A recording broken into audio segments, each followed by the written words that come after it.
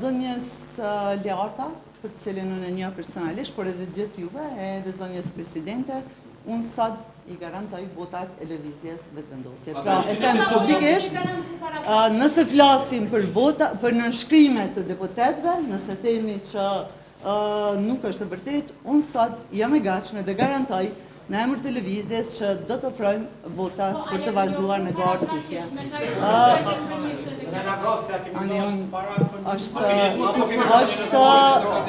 Nëse kemi ndonjë pyetje tjetër, unë besoj që të fundit. Kam edhe një pyetje. Nëse nuk shkojmë në proces të votimit, çka pritni me ndodh nëse e shpërndon kuvendin presidentja a e dërgoni dekretin në kushtetuese? Ne flasim me radhë, pra rendi I gjërave është që ne propozojmë kandidatë.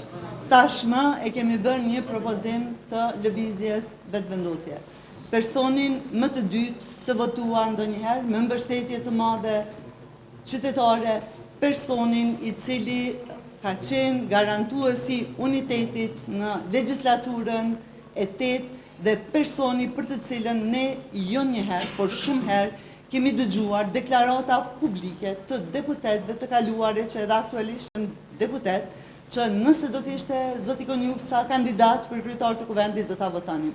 Kjo është e para, pra kandidati jon I lëvizjes aktualisht është zoti Konjufca. E dyta, ne presim deri nesër dhe inkurajojmë PD-kën dhe LDK-n që të kandidojnë kandidatët e tyre.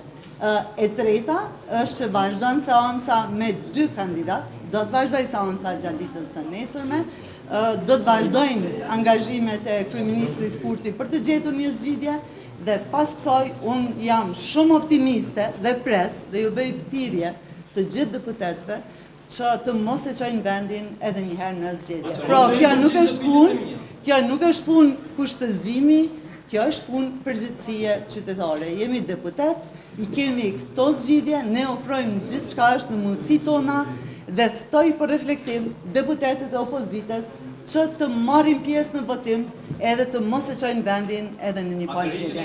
Faleminderit shumë. Nuk u përgjigj.